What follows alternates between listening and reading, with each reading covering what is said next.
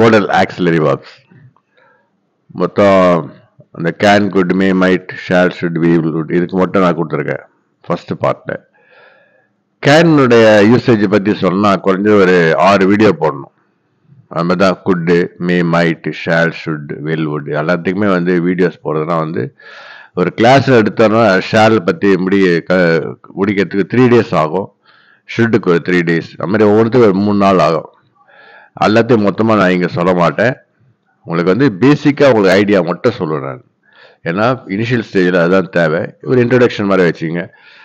போக போக நம்ம ப்ராக்டிஸ் பண்ணும்போது டீப்பாக பார்ப்போம். நம்ம ப்ராக்டிஸ்லேருந்து உங்களுக்கு புரிய ஆரம்பிச்சிடும் உங்களுக்கு. ஏன்னா கிராமர் டீச்சிங்கிறத ப்ராக்டிஸ் கலந்து கொடுத்தா தான் கரெக்டாக வரும். ஏன்னா ஆன்லைன் வர ஸ்டூடெண்ட்ஸுக்கும் சரி, இன்னைக்கு இருக்கிற அவசரமான உலகத்தில் வந்து எல்லாத்துக்கும் தனித்தனியெல்லாம் பார்த்துட்டு இருக்கும்போது ரொம்ப முடியாது. ஒரு 1 year ஆகும். அந்த மாதிரி 1 year அட்டன் பண்ண ஸ்டூடெண்ட்ஸ்லாம் இருக்காங்க. ஒரு ஸ்கூல் டீச்சர் வந்தார், 1 year அட்டன் பண்ணார். 1 வருஷம் 3 மாதம் தரவா தெரிஞ்சுக்கிட்டு அவர் கிளாஸ் போகணும்னு சொல்லிட்டு கவர்மெண்ட் ஸ்கூல் தான் டீச்சர். அவர் இப்போ அங்கே தான் இருக்காரு.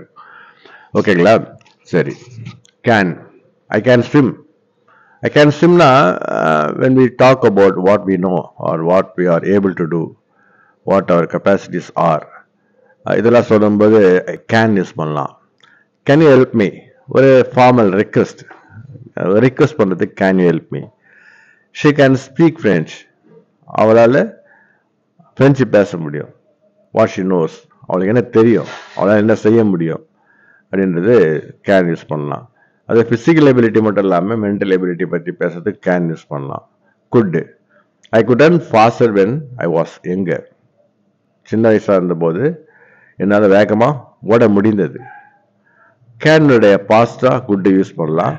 அதே சமயத்தில் குட்டுன்னு சொல்லும்போது எபிலிட்டி பற்றி சொல்கிறதுக்கும் சொல்லலாம். எபிலிட்டி, ஸ்கில் இதெல்லாம் பற்றி பேசுறதுக்கு குட் யூஸ் பண்ணலாம். ப்ரெசன்ட்ல யூஸ் பண்ணலாம். இந்த குட்டு, மைட்டு, ஷுட்டு, வுட்டு இது 4மே பாஸ்ட், ப்ரெசன்ட், ஃபியூச்சர் 3த்துலேயுமே யூஸ் பண்ணுற மாதிரியா யூசேஜ் உண்டு. அதான் நிறைய பேர் என்ன பண்ணுவாங்க, இந்த கேன்ன்றதை அவாய்ட் பண்ணிட்டு குட்டு, மேன்றதை அவாய்ட் பண்ணிட்டு மைட்டு. ஆனால் மேக்கு மைட்டுக்கு சின்ன வித்தியாசம் இருக்குது. வரும் வராதுன்னு வாங்க பார்த்தீங்களா, அது 50-50%. வரும் ஆனால் வராது அப்படின்றது வந்து 50-50% ப்ராபபிலிட்டி. ஆனால் மைட்டுன்றது வந்து 60-40.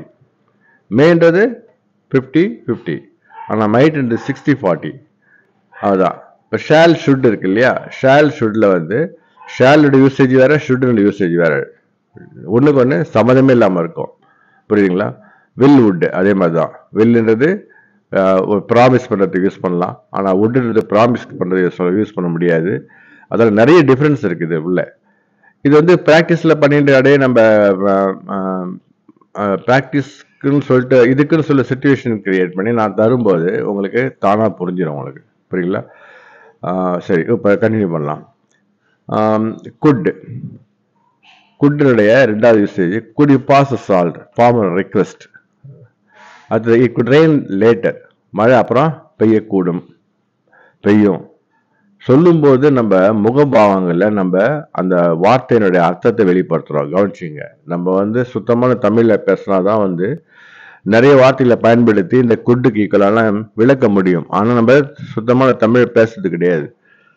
அதால என்ன பண்றோம், நம்ம முகபாவத்தில் வெளிப்படுத்துகிறோம். அந்த டோன் இருக்கு இல்லையா, டோன்ல அந்த இன்டென்சிட்டியை கிரியேட் பண்ணி காமிக்கிறோம். நம்ம இட் குட் ரெயின் லேட்டர்னா மழை பெய்யும்பா அப்புறமா அப்படின்னும் போது, மழை பெய்யலான்னு சொன்னா அது வேற, மழை பெய்யும்பா அப்புறமா அப்படின்னும் போது சொல்லும்போது வேற, மழை பெய்யும் நினைக்கிறேன் அப்படின்னும் போது அதனுடைய மீனிங் வேற மாறுது இல்லையா. ஸோ இதை தான் வந்து இங்கிலீஷ்ல வந்து அதுக்குன்னு வார்த்தை இருக்குது. தமிழ்ல வார்த்தை இருக்கு, ஆனால் பயன்படுத்துறது இல்லை.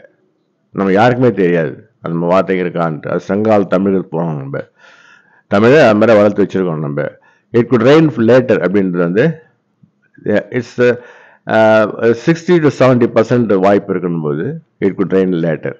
ஓகேங்களா? May, you may leave now. when we are permitting someone to go or to leave something, to do something, we use may. It may snow this afternoon. It shows the probability. ஒரு நடக்கிறதுக்கு வாய்ப்பு இருக்குன்னு போது சொல்லும்போது it may snow this afternoon. may use your phone, a formal request, ஒரு permission கேட்கறதுக்குலாம் வந்து may use your phone question ஃபார்ம்ல கேட்போம். நம்ம மைட்ன்றது ஏற்கனவே சொன்ன மாதிரியா கொஞ்சம் வாய்ப்புகள் அதிகமாக இருக்கும்போது மைட் யூஸ் பண்ணுவோம். I might go to the party. Evening ஒருத்தர் வரனாரு, அவர் வரலன்னா வராமல் இருக்கிறதுக்கு வாய்ப்பு கொஞ்சம் இருக்குது. ஏன்னா உடம்பு சரியில்லைன்னு காலை கேள்விப்பட்டேன். அதெல்லாம் அவர் வரலன்னா நான் கண்டிப்பாக நான் பார்ட்டிக்கு வர்றதுக்கு வாய்ப்பு இருக்கு. I might go to the party. பார்ட்டிக்கு நான் போகக்கூடும். பொதுவாக மைட்ன்ற வார்த்தைக்கு தமிழில் வந்து கூடும்ன்ற வார்த்தை யூஸ் பண்ணுவாங்க. அடுத்தது she might not come to work today.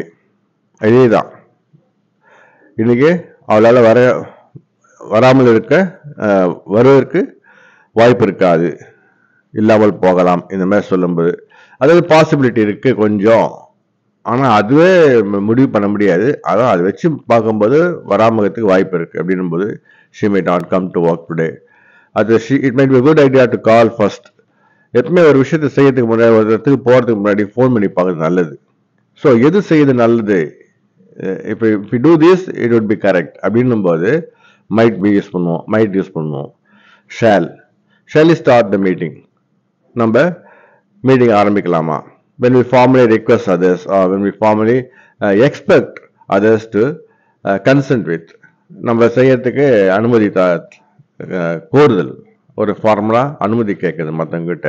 ஆரம்பிக்கலாமா, போகலாமா, ஷால் வி கோ அப்படின்னு கேட்கும்போது ஷால் வி யூஸ் பண்ணுறோம். I shall return by evening. ரெண்டு மீனிங் வரும். நான் ஈவினிங் திரும்பி வந்துடுவேன். இது வந்து அதாவது what I intend to do அப்படின்னு சொல்லும்போது ஐ ஷால் ரிட்டர்ன் சொல்லலாம். நான் ஈவினிங் திருப்பி தரேன் அப்படின்னும் போதும், ஆனால் ஈவினிங் திருப்பி தருவேன் அப்படின்னும் போது இட்டுன்ற ஆப்ஜெக்ட் வரணும் அங்கே, ஆனால் வரலை. அதெல்லாம் வந்து ஐ ஷால் ரிட்டர்ன் பை ஈவினிங்னா நான் ஈவினிங்காக நான் வருவேன், அவள்தான். அதோட பெரிய டீப் மீனிங் கிடையாது இல்லை. அதாவது என்னுடைய வேலையெல்லாம் முடிஞ்சிச்சுன்னா கரெக்டாக 6 மணிக்கு வந்துடுவேன், ஈவினிங் வந்துடுவேன் அப்படின்றது. Shall I open the window, இது seeking permission to do something. if it doesn't bother others. Next, you should study for the exam. See, if you do this, that would be good for you அப்படின்னு எங்கெல்லாம் நீங்கள் மற்றவங்களை சொல்ல நினைக்கிறீங்களோ அங்கெல்லாம் should use பண்ணுங்க. இதை செஞ்சினா அது நல்லது உனக்கு, இது செய்யுது நல்லது உனக்கு. கண்ணு வலியா, டாக்டரை பாரு, நீ டாக்டரை பார்க்கணும், நீ டாக்டரை பார்க்கணும், உடனடியாக நீ டாக்டரை பார்க்கணும். இதெல்லாம் வந்து ஷுட் யூஸ் பண்ணணும். You should study for the exam. we should arrive by 6 p.m. இது நிறைய மீனிங் வரும். இப்போ நான் சொன்னது அத்தனையுமே வந்து 6-7 மீனிங், 6-7 யூசேஜ் வரும்.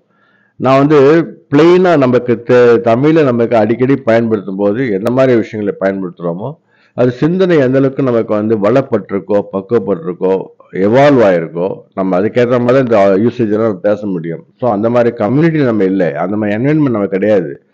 அந்த மாதிரி என்வரன்மெண்ட்டை நீ கிரியேட் பண்ணிக்கணும். அப்போதான் வந்து நீங்கள் அந்த மாதிரி என்வரன்மெண்ட்ல நீங்கள் பேச முடியும். அப்போதான் வந்து அது புரிஞ்சிக்க முடியும் மற்றவங்களால. புரிஞ்சிக்க முடியாத இடத்துல நீங்கள் வந்து இங்கிலீஷில் பேசி பிரயோஜனமே கிடையாது. இங்கிலீஷில் பேசணும், பக்காவாக பேசணும்னு நினச்சிங்கன்னா வேஸ்ட், டோட்டலாக வேஸ்ட். அது என்ன பண்ண நீங்கள் மினிமம் இப்போ நான் சொல்லித்தரேன் இல்லையா, இது வந்து சாதாரணமாக பேசுறதுக்கு பெஸ்ட். இது புரியுங்களா? எழுதுறதுக்கு வேணால் நீங்கள் எத்தனை வித யூசேஜ் எடுத்து எழுதலாம். பிகாஸ் உங்களுக்கு தெரியும் பேசுறது வந்து திருப்பி ரீகால் பண்ண முடியாது. ஆனால் படிக்கிறது ரீகால் பண்ண முடியும், திருப்பி ரீரீட் பண்ண முடியும். அதெல்லாம் வந்து அது ஈஸியாக இருக்கும் புரிஞ்சிக்கிறதுக்கு. ஒரு சமயத்தில் புரியல விட ஒரு 2 நிமிஷம் கழிச்சு புரியும் அது என்ன சொல்ல வரோன்றது. ஸோ இந்த வார்த்தைகள், இந்த மோரல் ஆக்சிரியெல்லாம் வந்து ஏகப்பட்ட மீனிங், ஒவ்வொன்றுத்துக்கும் வந்து ஒரு 6-7 யூசேஜ் இருக்குது. சிலதெல்லாம் 10 கூட இருக்குது. 10 விதமான இடங்களில் 10 விதமாக யூஸ் பண்ண முடியாது. அதெல்லாம் வந்து அது வந்து நிறைய வைட் ரீடிங் தேவை. ஓகேங்களா? இப்போ இந்த we should arrive by 6 p.m. ரெண்டு மீனிங் வரும். ஒன்று, நம்ம பொதுவாக இப்போ ப்ளூ மவுண்டனில் கிளம்பி போகிறோம்னு வச்சிங்களேன், கோவைக்கு 9 மணிக்கு ட்ரெயின் எடுத்தால் நம்ம எத்தனை மணிக்கு போய் சேருவோம்? நாளை மறுநாள் காலைல 6 மணிக்கு 5 மணிக்கு போய் சேருவோம். இது வழக்கமாக நடக்கிற விஷயம் தானே. அப்போ we should arrive by 6 p.m. we would சொல்றதில்ல, இந்த ஷார்ட்ல சொல்லும்போது we would arrive by 6 p.m. அப்படின்னு சொல்லுவோம் நம்ம. ஆனால் அந்த we wouldன்றது வந்து we shouldன்னு அர்த்தம். ஆக்சுவலாக we வந்தால் should தான் வரும், would வராது. ஆனால் பேசும்போது அந்த should இது கான்ட்ராக்ட் ஆகி we would arrive, we would go, we would see that அப்படின்னு சொல்லுவோம் நம்ம. அது we would இல்லை, we should. அப்படியே would யூஸ் பண்ணி சொன்னாலும் பெரிய பிரச்சனை கிடையாது அதில், புரியுங்களா? ஆனால் கிராமட்டிக்கலாக பார்க்கும்போது we should தான். ஓகே, ஸோ அந்த இடத்துல சொல்லும்போது we should arrive by 6 p.m. சொல்லலாம். இது வழக்கமாக நடக்கிற விஷயம் இல்லை, யூஸ்வலாக ரொட்டீனா. அப்போ should யூஸ் பண்ணலாம், we should. we would கூட யூஸ் பண்ணுங்க, நோ ப்ராப்ளம். ஆனால் இன்னொரு யூசேஜ் இருக்குது. அப்போ எல்லாம் கிளம்பி வந்துடுங்க, 6 மணிக்கு வந்துடும். நம்ம 6 மணிக்கு வந்துட்டிங்கன்னா நம்ம இப்போ கிளம்பிடலாம் எல்லாரும் அப்படின்னும் போது ஒரு பிளான், ஒரு ஆர்கனைசேஷன், ஒரு ப்ரோக்ராம், அதுக்கு வந்து இப்போ இன்ஸ்ட்ரக்ஷன் தரும்போது, so please everyone we should arrive here by 6 PM, then will be starting அப்படின்னு சொல்லும்போது சொல்லலாம். சரிங்களா? வி ஷுட் அரைவ், இங்கே வரணும் எல்லாரும் அப்படின்னும் போது வி ஷுட் அரைவ். ஸோ இப்போ உங்களுக்கு 2 மீனிங் புரிஞ்சு போச்சு, 2 யூசேஜ் புரிஞ்சு போச்சு. அடுத்தது, he should apologize for his mistakes. அவன் என்ன செஞ்சால் கரெக்டாக இருக்கும் அப்படின்னும் போது he should apologize for his mistake அப்படின்னு சொல்கிறோம் நம்ம. அடுத்தது, I will call you tomorrow. I will சொன்னீங்கன்னா promise. When you want to promise something for others, to others, you use will. I will call you means I promise that I will call you tomorrow அப்படின்னு அர்த்தம். I promise that I will call you tomorrow, I shall call you tomorrow. So I will call you tomorrow, no, you are promising. I shall call you tomorrow, there is no guarantee. புரியுங்களா? தேவைப்பட்டா கூப்பிடுவேன், இல்லை அப்படின்னும் போது I shall call you. புரியுங்களா? I will call you, I will certainly call you tomorrow ன்னு அர்த்தம். Next, she will finish the project soon. This is expectation. ஒரு எதிர்பார்ப்பு இருக்கு இல்லையா? அப்போ சொல்லும்போது எதிர்பார்க்குறோம் இது மாதிரி மழை வரும் அப்படின்னும் போது இட் வில் ரெயின் சொல்லுவோம். அதே மாதிரி தான், she will finish the project soon. Will you join us for dinner? Dinner join பண்ணுவீங்களா? டின்னர் சாப்பிடும்போது வருவீங்களா? நீங்கள் சேர்ந்து டின்னர் சாப்பிடலாம், டின்னருக்கு வருவீங்களா? Actually it is a formal invitation. Usually formal invitation வந்தால் மைட்லாம் கூட வரும். Might you join us for dinner please அப்படின்னா கேட்கலாம், தப்பு இல்லை. ப்ளீஸ் வரும்போது நீங்கள் எல்லாத்துக்கும் கூட நீங்கள் ப்ளீஸ் வந்து மாடிஃபையர் மாதிரி ஒரு சாஃப்டன் ஆக்கிறதுக்காக ப்ளீஸ் நம்ம ஆட் பண்ணுவோம். வில்லு, மைட்டு, இதுக்கெல்லாம் இப்போ குட்டு, புரியுங்களா, ஷுட்டு, எல்லாத்தையும் வந்து சாஃப்டன் பண்ணி அதில் வந்து ரிக்வஸ்டாக இன்விடேஷனாக மாற்றுறதுக்கு நம்ம ப்ளீஸ் யூஸ் பண்ணுவோம், ஃபார்மல் ரிக்வஸ்ட்காக. அது நெக்ஸ்ட், வுட்டோட யூசேஜ் நிறைய. எங்கெல்லாம் ப்ரெசனன்ஸ் வருதோ அங்கெல்லாம் நீங்கள் வுட் யூஸ் பண்ணலாம், தப்பில்லை. எங்கெல்லாம் ப்ரெசனன்ஸ் வருதோ அங்கெல்லாம் வுட் யூஸ் பண்ணலாம். காலைல டெய்லி 6 மணிக்கு ஏந்துப்பேன், டெய்லி காலைல 6 மணிக்கு ஏந்துக்கிறேன், ரெண்டும் ஒரே மீனிங் தான். உங்களுடைய ஆக்டிவிட்டிஸ் பற்றி சொல்லுங்கன்னா, காலைல நான் 6 மணிக்கு ஏந்துருப்பேன் சார், அப்புறம் வந்து 7 மணிக்கு நான் வந்து குளிப்பேன், 8 மணிக்கு டிஃபன் சாப்பிடுவேன், 9 மணிக்கு ஆஃபீஸ் கிளம்பிடுவேன். இது அத்தனை வுட் யூஸ் பண்ணி சொல்கிறது. காலைல 6 மணிக்கு ஏந்துக்கிறேன் சார், அப்புறம் 7 மணிக்கு நான் வந்து குளிக்கிறேன், அப்புறம் 8 மணிக்கு நான் டிஃபன்லாம் சாப்பிட்றேன், அப்புறம் 10 மணிக்கு ஆஃபீஸ் கிளம்புறேன் சார். இது ப்ரெசனன்ஸு. ரெண்டும் ஒரே மீனிங் தான் கிட்டத்தட்ட, புரியுங்களா? ஒன்று ருட்டீனை பற்றி பேசுது, இன்னொன்று வந்து ஹேபிட்டை பற்றி பேசுது. ருட்டீன் ஹேபிட்டும் ரெகுலர் நடக்கிற விஷயம்தான். அதால் ப்ரெசனன்ஸு, வுட்டு, ரெண்டு யூசேஜஸ் ஒரு விதத்தில் சேம். அதால் ப்ரெசன்ஸ் எங்கே பற்றி பேசுகிறீங்களோ, எங்கெல்லாம் இதெல்லாம் ஹேபிட்ஸில் நடக்கிற விஷயம், ருட்டீனாக, கண்டினியூஸாக இல்லை, கண்டினியூலாம் நடக்கிற விஷயங்களை பற்றிலாம் பேசுறதுக்கு வுட் யூஸ் பண்ணோம். ஐ would love to visit Paris. இங்கே வந்து ஐ வுட் லவ்ன்றது வந்து மனத்துக்கு மகிழ்ச்சியை தரக்கூடிய விஷயத்தை பற்றி பேசும்போது I would love to have coffee with you, I would love to walk on the beach, sand, இதெல்லாம் சொல்லும்போது I would love to visit சொல்லலாம், பாரிஸ்ன்னு சொல்லலாம். Could you mind closing the door? ஒருத்தருடைய ஆட்சேபனை ஏன்னா இருக்கு, ஒருத்தர் ஒரு விஷயத்தை செய்யதில்லை அப்படின்னு சொல்றதுக்கு would you mind closing the door? இந்த கதவை சாத்துவதில் உங்களுக்கு என்ன ஆட்சேபனை இருக்கா அப்படின்னு கேட்குது. இட்ஸ் அ ஃபார்மாலிட்டி, புரியுங்களா? பேசும்போது ஒரு அந்த பொலைட்னஸ், இன்ஃபார்மிஸ்டிக்கல் வே ஆஃப் ஆஸ்கிங் சம்திங், ரொம்ப டீசெண்டாக கேட்கறதுக்கு would you mind closing the door அப்படின்னு கேட்குறது. அடுத்தது, he would often read at late night. ஒருத்தர் ருட்டீன் ஹேபிச்சுவல் விஷயங்களை பற்றி பேசுறதுக்கு ஏற்கனவே சொல்லிட்டேன் இல்லையா? வுட்ன்றது ஹேபிட்டாக நடக்கிற விஷயங்கள், வழக்கமா பழக்கமா, இதெல்லாம் எப்படி வேணா சொல்லலாம். ரெகுலராக நடக்கிற விஷயங்களை பற்றி பேசுறதுக்கு ப்ரெசனன்ஸ், அதே சமயத்தில் வுட்டு, ரெண்டுமே யூஸ் பண்ணலாம்.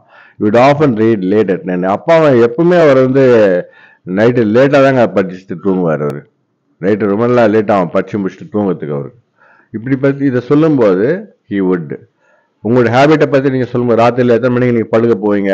ஐ would go to bed by 8 PM or 9 PM or 10 PM, 11 PM, 12 PM as you prefer.